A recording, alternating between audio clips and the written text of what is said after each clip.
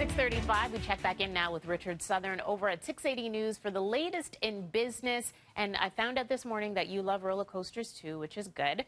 Not like Roger and Frank. I didn't catch your chat. Roger was not down with this, was he? Oh, not Roger and Frank. Both of them not going. I want to talk more about the business sense for this, because there is, this is a publicly traded company, Tammy, that owns Wonderland, Cedar Fair Entertainment.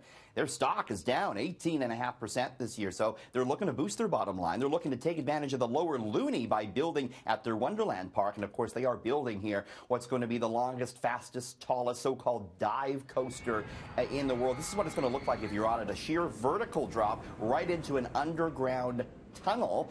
This is being built by the Vortex there. And Wonderland also announcing this. They're going to be open through the Christmas season for Winterfest, they call it. It's going to be millions of lights. They're going to have a tree lighting ceremony, and you're going to be able to skate on the water in front of the mountain, as you can see right there. That's going to be quite the sight. So maybe going to rival the Distillery District's Christmas. So they're going to be open for longer. They're going to have the new coaster, and obviously that's going to help boost the bottom line. We heard from Dave Phillips with Canada's Wonderland. We expect attendance growth, we expect revenue growth, but the great thing about it is, our season is expanding timeline-wise.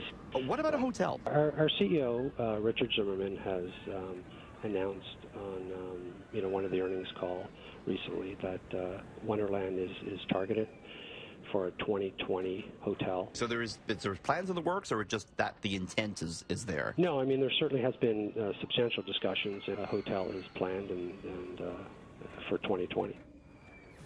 That's going to be huge too. Obviously, if you keep your customer there overnight, you're going to get more money from them. So new coaster come 2019. That's going to be open. Christmas this year, and then a new coaster. So a lot of news about Wonderland. We'll see if it moves Cedar Fair stock. Meantime, quite the ominous sign as regards the Canadian economy. Google searches for payday loans outstrip searches about mortgages. Of course, this comes as the housing market softens a bit and as interest rates go up, perhaps pinching indebted Canadians, forcing them, maybe some of them, to go towards the payday loans. Girl Scouts debuting a new cookie, sign of the times. It's going to be a gluten-free one. The caramel chocolate chip cookie said to feature rich caramel, sweet semi-chocolate, and a hint of sea salt. It'll be out in 2019. Availability may vary. Not such a sweet performance on the markets. Futures a little bit lower today. Gold below $1,200. Again, people looking at the currency situation in Turkey.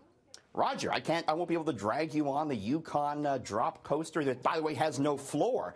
You just see straight down when you go on that thing. It's going to be fun, right? I'll go ride it right now because I'll just use an avatar to go on. That's some amazing visitors showing to be built next year.